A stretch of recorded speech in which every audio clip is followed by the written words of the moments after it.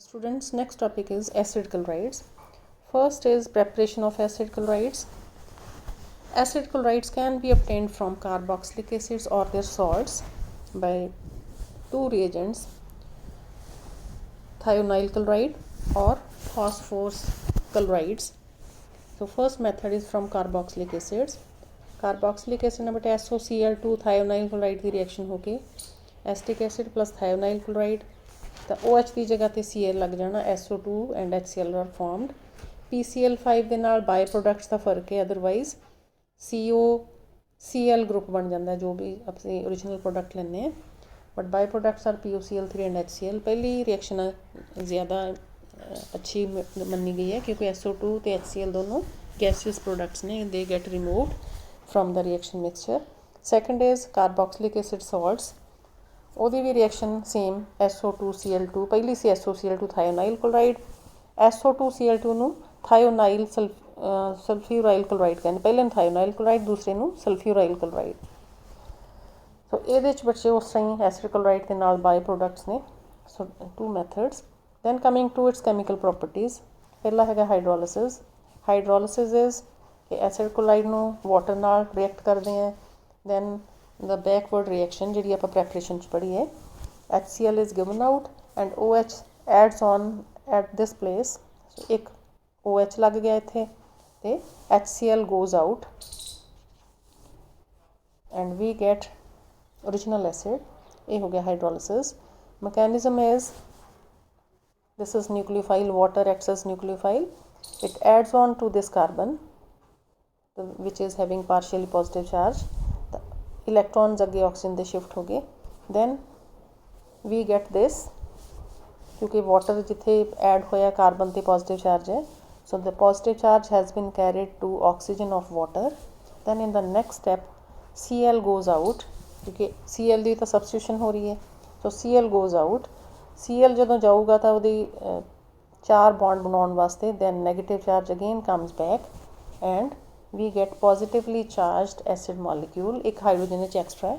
ਫਿਰ OH group ਬਣਾਉਣ ਵਾਸਤੇ to eliminate this hydrogen it goes out with leaving its shared pair of electrons, ਤਾਂ oxygen ਤੇ loan pair ਦੀ farm ਦੇ ਵਿੱਚ ਚਲਾ ਜਾਂਦਾ and we get this acid. ਸੋ ਬੱਚੇ ਇਹਦੀਆਂ substitution reactions ਨੇ, they are in the same way. The reaction may be with ROH है ना, फिर भी इस तरह ही होना है कि ROH अटैच हो गया, O तो पॉजिटिव चार्ज आ गया, Cl चला गया, तो इस तरह same scheme of steps. then coming to the next reaction, that is reaction with alcohols. alcohols ਲਈ ਬੇਟਾ ਐਸਟਰ ਬਣਨੇ ਆ, ਪਿੱਛੇ Cl ਦੀ ਥਾਂ ਤੇ OH ਦੀ ਥਾਂ ਤੇ OR ਡੈਸ਼ ਗਰੁੱਪ ਐਡ ਹੋ ਗਿਆ, ਸੋ alcohols ਨਾਲ ਐਸਟਰਸ ਬਣਦੇ ਆ। so the given examples are benzoyl chloride ਦਾ ਦਿਖਾਤਾ ਹੈ, स्टाइल chloride ਦਾ ਦਿਖਾਤਾ, and we are getting ester ਜੋ ਵੀ ਐਡ ਕਰ ਰਹੇ ਹਾਂ ਤਾਂ ਉਹਦੇ ਚੋਂ HCl eliminate ਕਰਕੇ ਬਾਕੀ ਦਾ ਜੋ ਪ੍ਰੋਡਕਟ ਬਣਦਾ ਉਹ ਆਪਾਂ ਇੱਧਰ ਦਿਖਾ ਦਿੰਦੇ ਹਾਂ।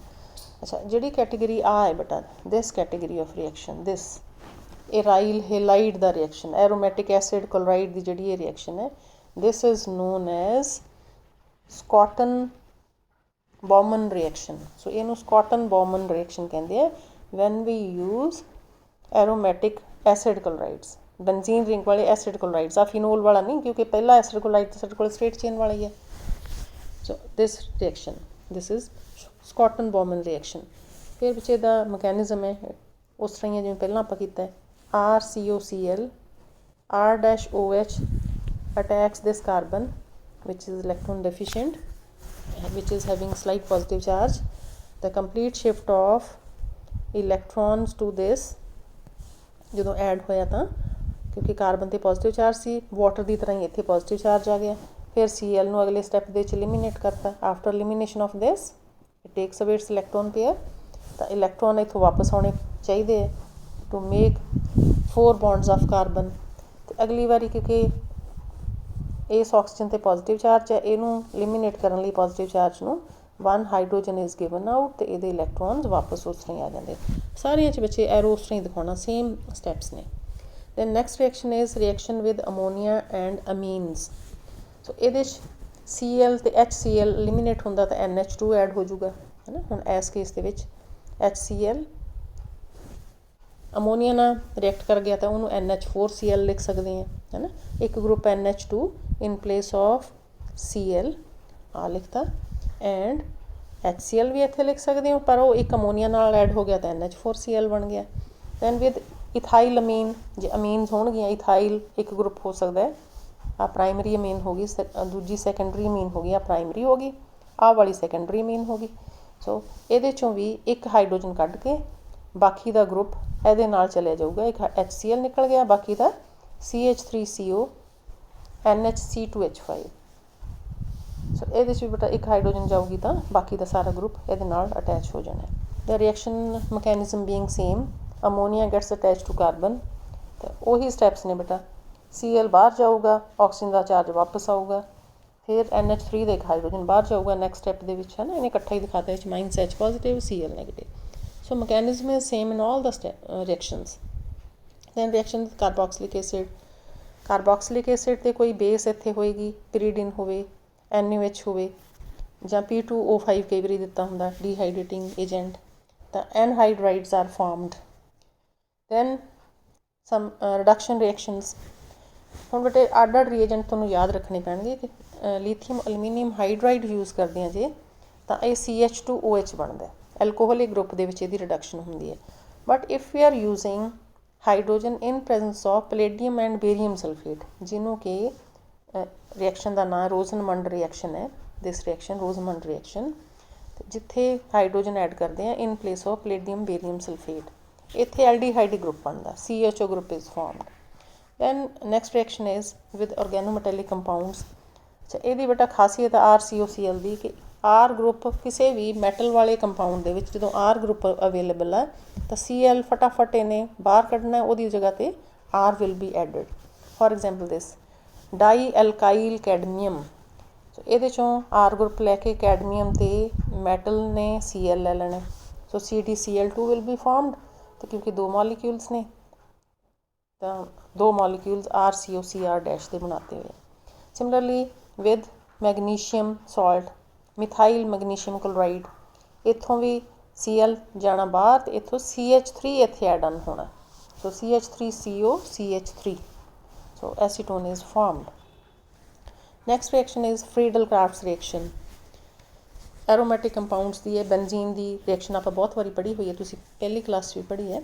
ਐਰੋਮੈਟਿਕ C6H6 RCOCl ਐਂਡ ਹਾਈਡਰੋCl3 ਦੀ ਪ੍ਰੈਜ਼ੈਂਸ ਦੇ ਵਿੱਚ RCO group, acyl group gets attach to benzene ring, ਅਤੇ HCl ਹੈ ਜਿਹੜਾ ਉਹ ਲੱਗ ਚਲੇ ਜਾਂਦੇ ਆ। So this is by product HCl, ArCOR ketone is formed. So benzene 'ਚ ਬੇਟਾ CH3COCl, ਹੁਣ ਇੱਕ R ਦੀ ਜਗ੍ਹਾ 'ਤੇ CH3 ਦੇ ਕੇ ਲਿਖਤਾ, ਵੀ ਕੈਨ ਰਾਈਟ C2H5, ਜਿਹੜਾ ਵੀ ਕੋਈ ਗਰੁੱਪ ਤੁਸੀਂ ਲਿਖਣਾ ਚਾਹੋ ਲਿਖ ਸਕਦੇ ਹੋ। ਹੈਲੋਜੀਨੇਸ਼ਨ ਆਫ ਐਲਕਾਈਲ ਗਰੁੱਪ। ਅੱਛਾ, ਹੁਣ ਬੇਟਾ ਇਹ ਰਿਐਕਸ਼ਨ ਆਪਾਂ ਹੈਲਵੋਲਡ ਜ਼ੈਲੈਂਸਕੀ ਰਿਐਕਸ਼ਨ, ਇਹ ਵਾਰੀ ਵਾਰੀ ਆਉਣੀ ਹੈ ਜਿਹੜੇ ਐਸਿਡ ਡੈਰੀਵੇਟਿਵਸ ਨੇ, ਹੈ ਨਾ। ਤਾਂ ਇਹਦੇ 'ਚ when phosphorus is written along with halogens, ਤਾਂ ਇਹ ਡੈਡ ਸ਼ੋਰ ਹੈ ਕਿ ਇੱਥੇ ਹੀ ਇਹਦੀ ਹੈਲੋਜੀਨੇਸ਼ਨ ਹੋਣੀ ਹੈ, ਅਲਫਾ ਕਾਰਬਨ 'ਤੇ ਹੋਣੀ ਹੈ ਰਿਐਕਸ਼ਨ, ਹੈ ਨਾ। ਸੋ ਇੱਥੇ Cl ਅਲਫਾ ਕਲੋਰੋ, ਜਿਹੜਾ ਵੀ ਤੁਸੀਂ ਲਿਖਿਆ ਹੋਊਗਾ ਪ੍ਰੋਪਾਇਓਨਾਈਲ ਕਲੋਰਾਈਡ, ਤਾਂ ਉਹਦਾ ਸੌਲਟ ਲਿਖ ਦੇਣਾ, ਹੈ ਨਾ, ਕਲੋਰੋ ਲਿਖ ਲੈਣਾ। So this is halogenation of alkyl group, Helvellyd-Zielinski reaction।